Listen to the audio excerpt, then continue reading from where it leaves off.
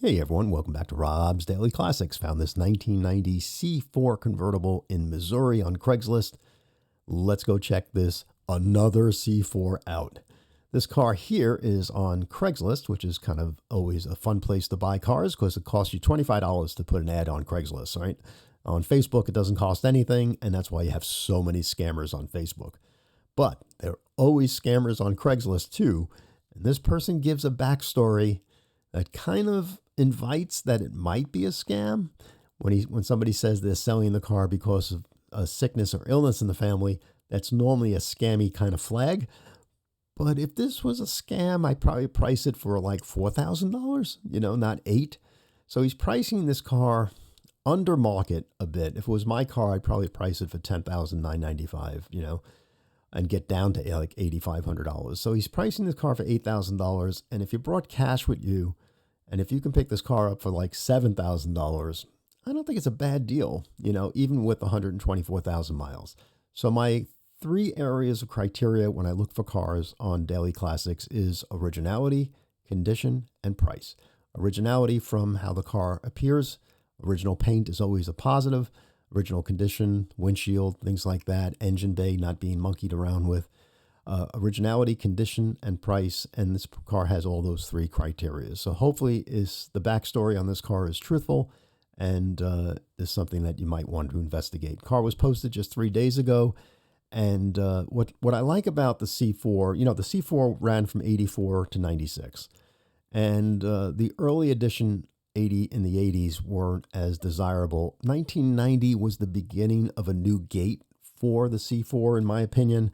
And the first reason is that the car changed its fuel injection from a mass airflow fuel injection to a speed density system, which gave a little bit more bump in horsepower from the prior model year, but a little bit more reliability as well.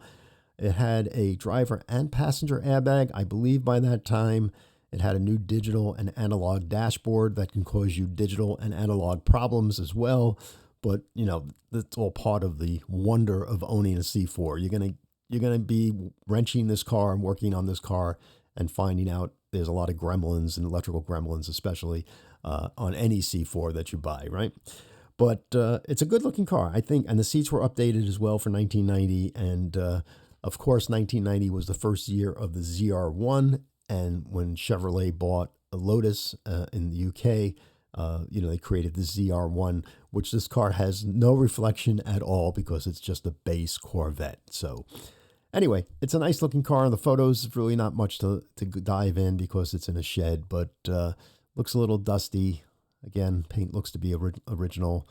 Has a nice look to it. Maybe some fading in the rear deck lid here. Hopefully, if this car was repainted, it's a complete stop for me. I'm not interested in the car at all, but just how it is. There's a lot of C4s to buy out there. But if this car is all original, then I have a lot of interest in this car for something that's a lot of fun to get my arms around this summer and, and have some cruising weather with this car. You'll enjoy it. So if you like this car, you can go to Craigslist, just type in 1990 Chevy Corvette in Missouri, and this car will come popping at you. If you enjoy this channel, of course, please subscribe by hitting that subscribe button right there. Please pass along this channel to friends that love cars. And if you enjoy the videos, give a thumbs up or put some comments in there as well. Keep the channel lively, and I appreciate it. So there you got it. Your 1990 Corvette convertible, starting price of $8,000. You bring $6,000 cash with you. Try to negotiate something, and you might bring home something very nice. But like everything else, be careful what you buy online because there are a lot of scammers out there. But we try to weed through them as best we can. Thanks very much. Enjoy your day, and we'll see you again on Daily Classics.